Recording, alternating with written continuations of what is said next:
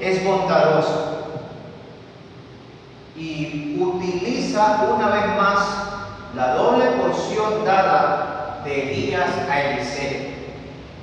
Ahora es quien se destella en este pasaje. Y lo vemos aquí, donde una mujer de los hijos de los profetas clama a uno de estos profetas llamado Eliseo, y le dice de la siguiente manera: tu siervo y marido ha muerto, y tú sabes que tu siervo era temeroso de Jehová, y ha venido el acreedor para tomarse 2 hijos míos por siervos. Este es el relato de una mujer la cual estaba angustiada porque su aljaba está llena de hijos, pero 2 de ellos se tenían que entregar por pago, ya que aparentemente el texto da a conocer de que la señora viuda, porque está dando explícitamente el relato de que el marido de esta mujer ya había muerto. Sin embargo, una cualidad rescatable, que era temeroso de Jehová. Aleluya. Pero se había quedado en deuda aquella familia. Ya no había aquel hombre, padre de familia, sustentador. Así que la viuda y sus hijos estaban como desamparados, hablando en ese sentido. Sin embargo, el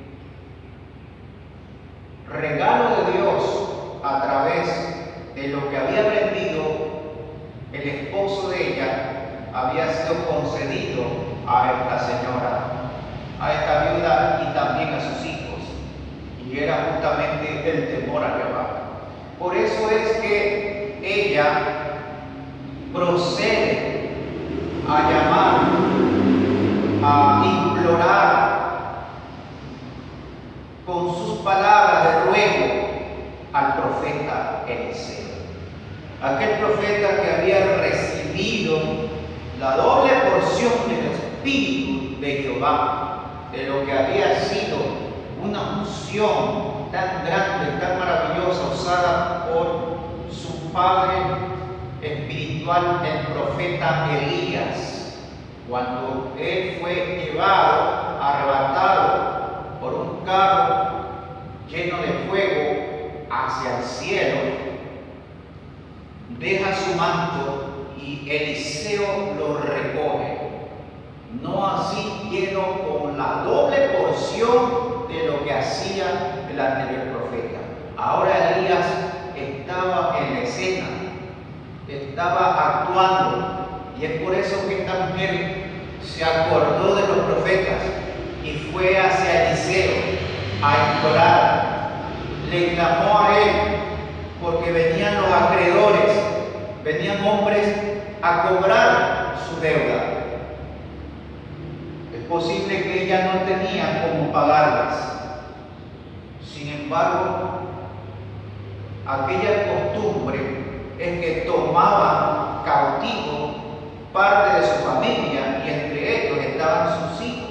Dice que este acreedor o este hombre cobrador quería llevarse a 2 de sus hijos.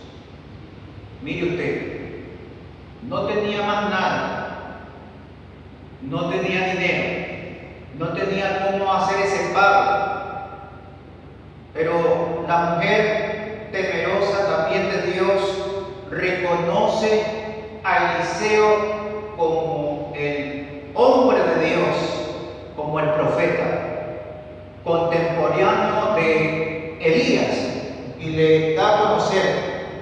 Y Eliseo le dijo a esta mujer ¿qué te haré yo? Declárame qué tienes en casa. Y ella le respondió, tu sierva ninguna cosa tiene en casa. Mira, ninguna cosa. O sea, ¿qué había quedado de sus bienes? Es probable que este acreedor ya había, no lo dice el texto, pero implícitamente podemos reconocer que si había un padre de familia, pero ya no estaba, y tal vez con sus bienes este acreedor había arrasado y no tenía nada. Literalmente la palabra nos da a conocer a través de este texto, pero que solo una cosa le quedaba, solo una cosa, miren, ahí está, sino una vasija de aceite, una sola vasija de aceite. Aleluya. Reconociendo que el poder de Dios tenía que hacerse presente.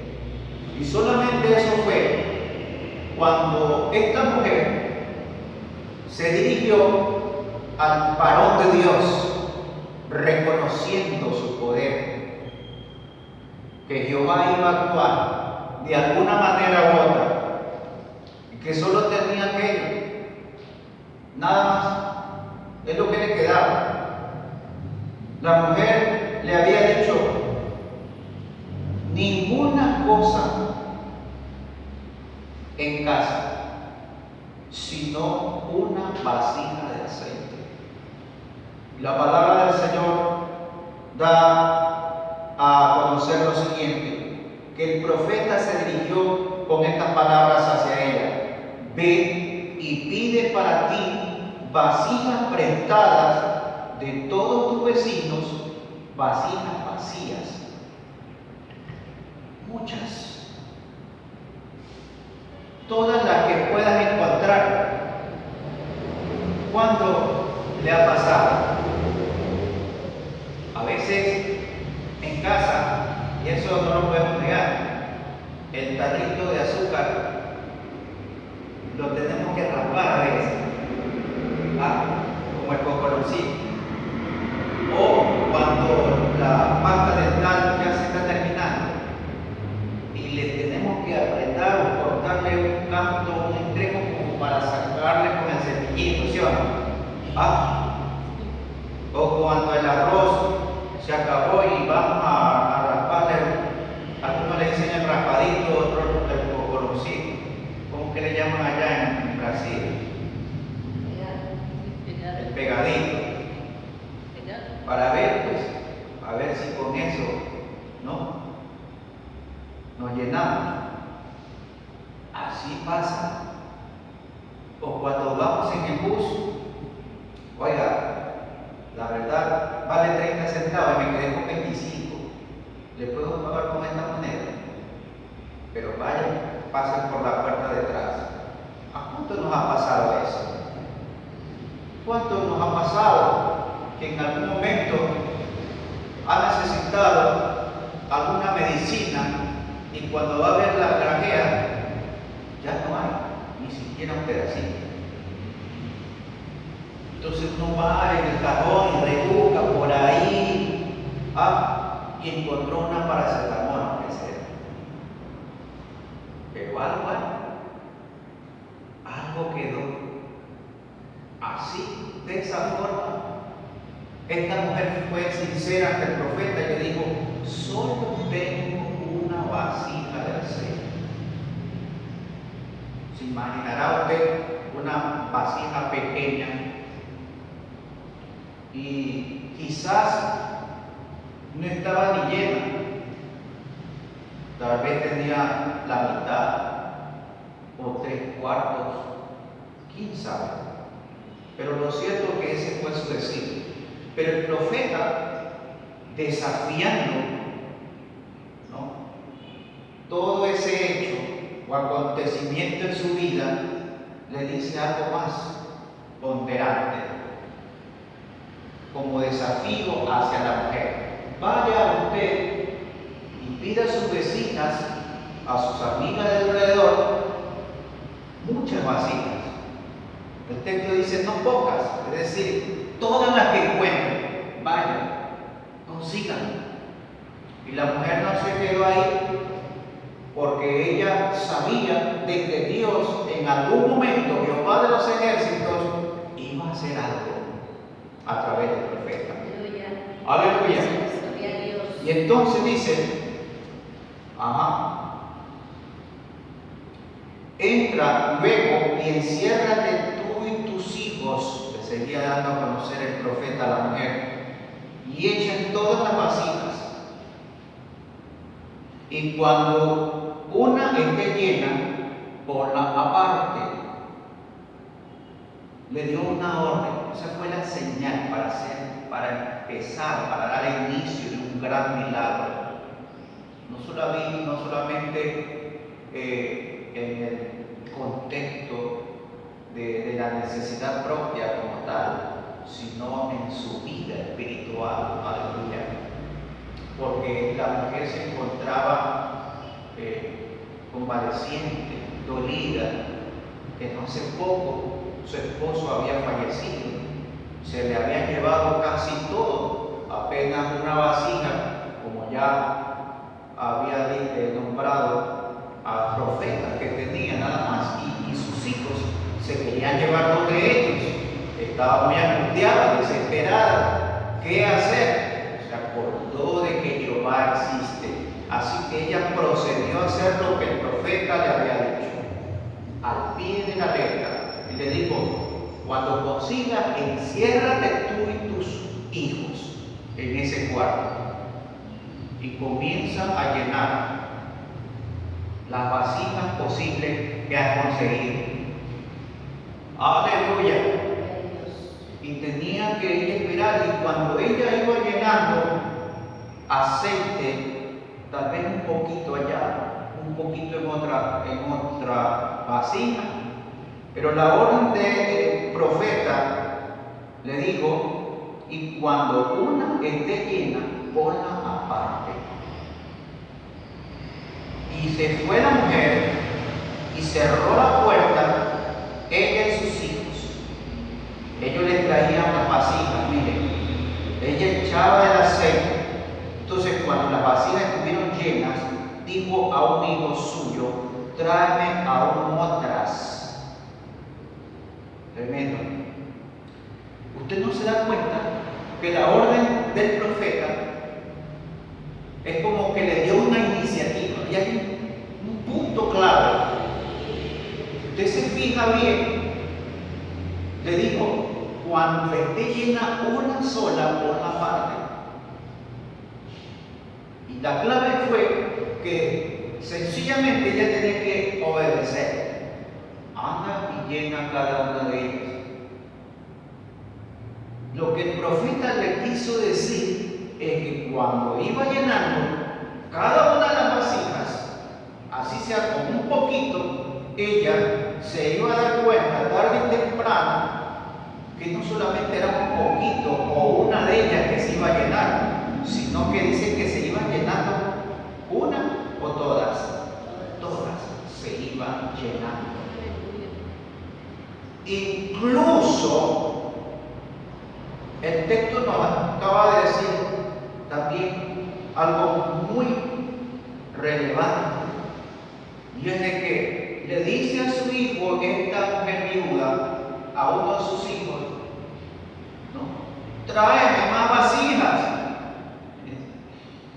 ¿Cómo Dios hace un milagro poderosísimo en la vida de sus hijos e hijas? En el pueblo de Dios, que le alaba, que le glorifica. Esta viuda se había humillado ante Dios, reconociendo su poder. Tanto así que las vasijas comenzaron todas a llenarse. Y antes bien buscaban más vasijas, y el hijo le dice: ya no hay más. O sea que más bien hizo falta los recipientes para seguir llenando. Y esto le dio un recurso a ella. Toma esas vasijas, le dice el profeta, ¿cierto? Cuando las vasijas estuvieron llenas, allí no hubo más vasijas, entonces cesó el aceite. Tome en cuenta eso. Mientras más vasijas vacías había, el aceite fluía, aleluya. Pero como no encontraron ya más, entonces se paró hasta ahí. Gloria a Dios, aleluya. Vino luego esta mujer ante el profeta de Dios, y el hombre de Dios le dijo: ve y vende el aceite y paga a tus acreedores, y tú y tus hijos vivid de lo que quede. Tomemos en cuenta estas acciones. Cuando se llenaron las vasijas, ya no había más, cesó el aceite. Entonces, hombre de Dios le da el recurso para mantención, tanto de ella como para de sus hijos. Y no solamente eso, sino que vende aceite y paga lo que debes. En una cierta ocasión, Jesús pudo pronunciar a todos los que le acusaban. Le dijo: dad a César lo que es de César y a Dios lo que es de Dios. Aleluya. Dios no es deudor de nadie. En cierta ocasión le quisieron cobrar los tributos a ellos, a sus discípulos, a Jesús. ¿Y de dónde vamos? Entonces, ellos tenían recursos, tenían arte en sus manos, pero en esa ocasión Jesús usa ese arte de ellos, dice: vayan a pescar. Y cuando abrieron un pez, ¿no? Abrieron, encontraron dracmas para pagar los tributos. Dios dándole una lección a todos ellos, que Él no vino a abrogar la ley, no vino a quitar la ley, sino a hacerla cumplir. Dios es poderoso. Dios no puede ser como encerrado en nuestros pensamientos, en nuestras maneras de calcular las cosas, porque Dios es Dios, Dios es soberano. Él es el dueño del oro y la plata. Somos nosotros que tenemos una mente finita, tenemos parámetros y decimos: no va, basta, hasta ahí. No tenemos. Se acabó la pasta de dientes, se acabó el azúcar, ya no va más. Pero Dios dice: consiga más recipientes, porque entre más recipiente haya, más la provisión estará en su hogar. Aleluya. Qué poderosa palabra, hermanos y hermanas. Tuvo para pagar, pero no obstante, tuvo también para mantenerse. Si ustedes dan a conocer esta palabra en sus vidas, en sus corazones, dice ahí algo también muy importante. Al final esta frase: tú y tus hijos vivid de lo que quede. Dice vivid en presente imperativo. Es decir, siempre iba a haber el milagro del aceite. Mientras se acababa una, Dios se encargaba de llenar la otra. Aleluya. Al menos que ya no hubiera entonces el aceite va a parar, va a cesar.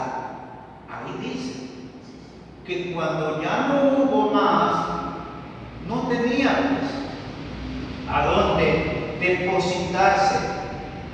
Por eso es importante que haya vasijas disponibles. Gloria a Dios.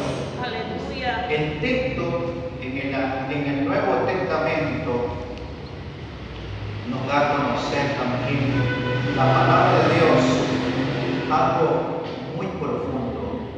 Veamos un momento en el Evangelio según San Juan, por favor, capítulo 2. Evangelio según San Juan, capítulo 2. Y leamos allí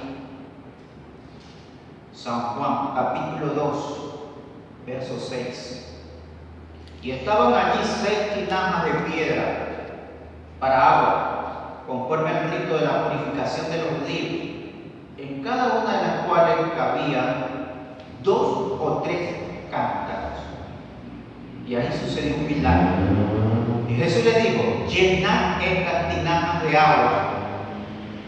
Llenad, ¿eso qué quiere decir? Que estaban vacías, estaban disponibles. ¿Estamos de acuerdo? Y dice ahí la palabra que en cada tinaja era como más o menos este recipiente. En cada tinaja cabía 2 o 3 cántaros. Y según las medidas de capacidad de ese tiempo, un cántaro tenía aproximadamente o cabía cantidad de unos 40 litros de agua en un cántaro. En un cántaro. ¿Sí? Entonces, si caían ahí 3 cántaros en una sola tinaja, quiere decir exactamente que una tinaja tenía alrededor de unos 120 litros como capacidad. Y si esos 120 litros multiplicados por 6 nos va a salir alrededor de unos 720 litros de agua. Y en nuestro medio lo comparamos con un tanque de agua que aproximadamente un tanque normal corriente tiene alrededor de 200 litros. Eso quiere decir que en nuestras palabras, aproximadamente en ese entonces se llenaron, la gente comenzó a llenar todos esos cántaros y esas tinajas como 3 tanques y medio de agua. Y esa cantidad de 720 litros de capacidad fueron convertidas en ¿qué? En un vino especial.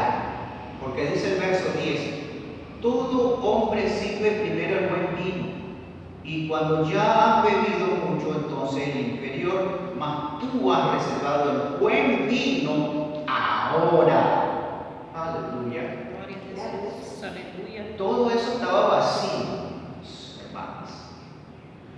Pero el Señor Jesús en persona, Él hace actuar a otra persona. Vayan ustedes, llenen esos cántaros y esas tinajas, ¿no? Y llenaron alrededor de 720 litros de agua, que se convirtieron en 720 litros del mejor vino, del cual no habían probado jamás hasta ese entonces. Aleluya. Cántaros, tinajas disponibles, vasijas disponibles. Pero la vasija no tiene que estar, por supuesto, con un orificio. No tiene que estar requebrajada, porque si no se va a derramar. Veamos lo que nos puede decir el doctor Lucas en el Evangelio según San Lucas, de su autoría, capítulo 5, Evangelio según San Lucas, capítulo 5, verso 38. Desde el verso 37 podemos leer. Y nadie echa vino nuevo en odres viejos. De otra manera, el vino nuevo rompería los odres y se derramará, y los odres se perderán. Mas el vino nuevo en odres nuevos se ha de echar, y lo uno y lo otro, ¿qué va a pasar? Se conservan. Gloria a Dios. Aleluya. Usted se puede entrar en una imaginación grande a esos muchachos, a esos hijos de la viuda y también ella, por supuesto, actuar corriendo, buscando a los vecinos, a las vecinas, para que ahí les cedieran un recipiente llamado vasija. Pero por supuesto, estas vasijas no tenían que estar requebrajadas, no tenían que estar con orificios o ya demasiado antiguas, por lo que iba a suceder el milagro de Dios en esos recipientes. Así que tenían que ser unos recipientes, unas vasijas propiamente conservadas. Porque la palabra del Señor nos está enseñando que nadie echa vino nuevo en odres viejos, de otra manera se van a romper los odres y se va a echar a perder todo el vino. Pero un vino nuevo, en un odre nuevo, ambas cosas se van a conservar. Usted imagínese ese aceite nuevecito que fluyó de la misma gracia de Dios, desde la presencia del Padre Celestial, desde el trono donde estaba el Señor, a través de la mano del profeta o de la declaración del profeta, porque él